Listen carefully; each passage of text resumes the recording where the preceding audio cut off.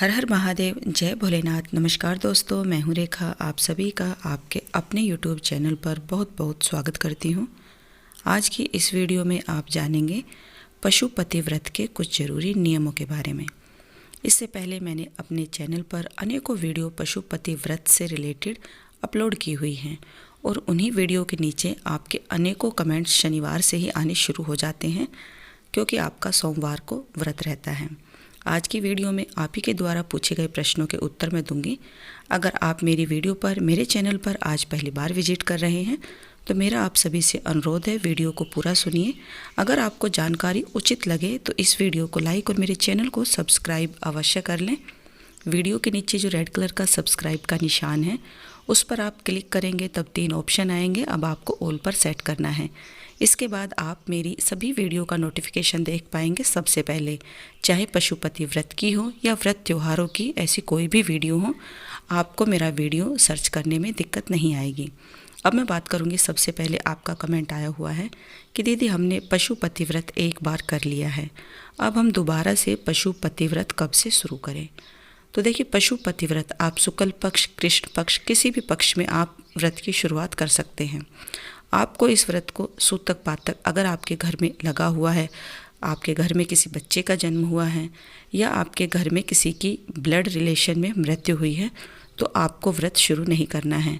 अगर आप महिलाएं हैं और मासिक धर्म आपकी शुरुआत है, जब तक आपका 7 दिन कंप्लीट नहीं हो जाता तब तक आप इस व्रत की शुरुआत ना करें। होलाष्टक, मलमास, खरमास, ये सभी ऐसे महीने हैं जिसमें किसी भी व्रत की शुरुआत नहीं करनी चाहिए। इन दिनों में आप इस व्रत की शुरुआत ना करें। आप चाहें तो पशुपति व्रत शुक्ल पक्ष के किसी भी महीने के पहले सोमवार से आप शुरू कर सकते हैं। आपका अगला प्रश्न है, पूजा एक ही मंदिर में करें या दूसरे मंदिर में भी इस व्रत की पूजा की जा सकती है। ये प्रश्न भी आपका अनेकों बार आया हुआ है।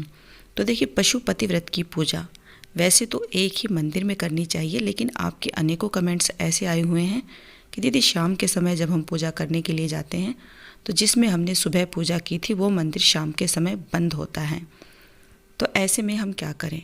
तो मैं तो आपसे यही कहूँगी कि ना करने से कुछ करना सदैव लाभकारी और हितकारी ही होता है। अगर आपने सुबह के समय पर जिस मंदिर में पूजा की थी और शाम के समय वह मंदिर बंद है, तो ऐसे में आप गांव में जो भी शिवालय हो, शिव जी का मंदिर हो, वहीं पर आप इस व्रत की पूजा को पूर्ण कर सकते हैं।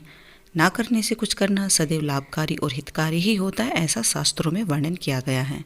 आप इस व्रत की पूजा को शिवलिंग पर ही करें, क्योंकि शिव पुराण में शिवलिंग की पूजा करने का ही विशेष महत्व बताया गया है।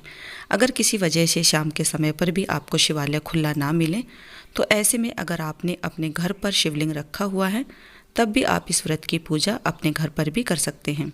अगर आपके घर में शिवलिंग नहीं है तो ऐसे में आप आटे का शिवलिंग, बर्फ़ का शिवलिंग या फिर मिट्टी का शिवलिंग बनाकर भी आप इस व्रत की पूजा को पूर्ण कर सकते हैं। आपका अगला प्रश्न है कि दीदी व्रत के बीच में अगर हमें कहीं जाना पड़ जाए तब हम क्या करें। अगर आपको इन 5 व्रतों के बीच में कहीं 1 या 2 दिन के लिए जाना पड़ रहा है और उसी दिन आपका सोमवार का व्रत पड़ रहा है, मान लीजिए आपका दूसरा, तीसरा या चौथा व्रत है, अगर आप बीच में व्रत नहीं करते हैं तो आपके सारे व्रत हैं वो खंडित हो जाते हैं और ये 5 व्रत आपको कंटिन्यू करने होते हैं। तो ऐसे में आप उस समय केवल मानसिक रूप से व्रत रख लें। आपके 5 व्रत हैं वो कंटिन्यू रहेंगे और इस व्रत को आप काउंटिंग, इस तरह से भी आप अपने 5 व्रतों को कंटिन्यू करके पूर्ण कर सकते हैं।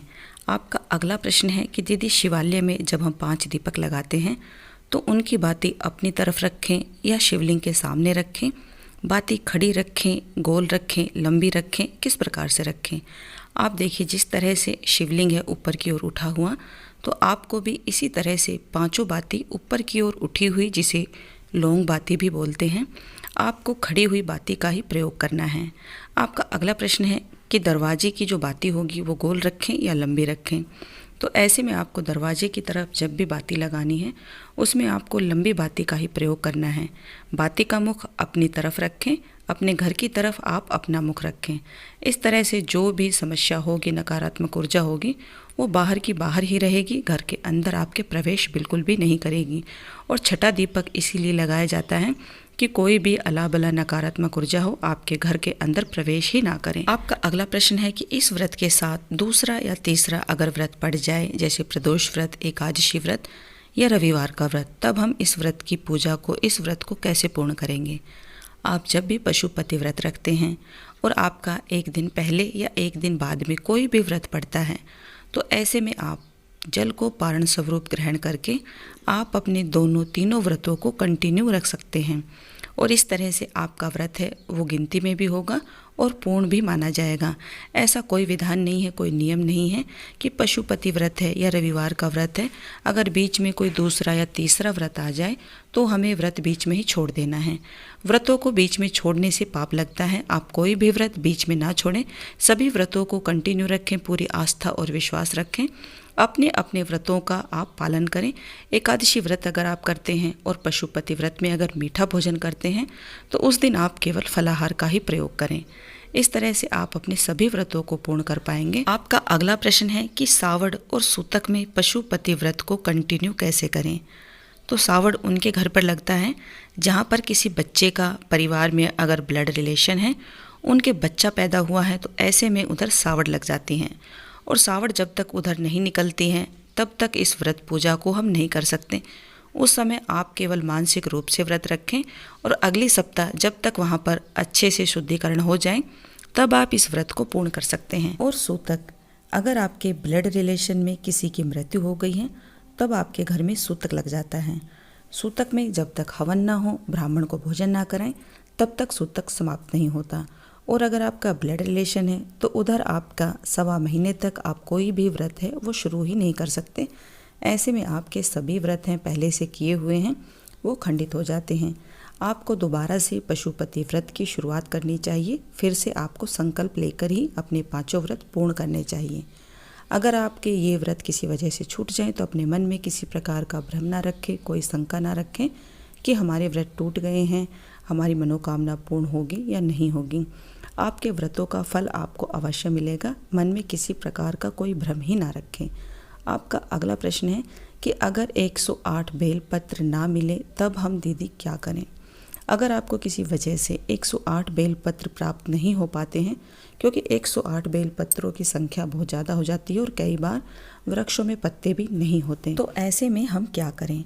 बाबा भोलेनाथ को बेलपत्र की तरह ही शिव पुराण में वर्णित है समीपत्र, धतूरा, दुर्वा, भांग, श्वेतार्क, हार सिंगार, नीलकमल, आंकड़े या मदार की फूल पत्तियाँ जो भी आपको प्राप्त हों वो सभी थोड़ा थोड़ा इकट्ठा करके उन सभी की 108 की संख्या में आप ले सकते हैं। या इसके अलावा आप चावल के, मूंग के या चने की दाल के 108 दाने लेकर भी आप अपने व्रत को पूर्ण कर सकते हैं। अगर आप चाहें तो एक चांदी का बेलपत्र बनवाकर आप शिवलिंग पर उसे भी अर्पित कर सकते हैं किसी विशेष मनोकामना की पूर्ति के लिए।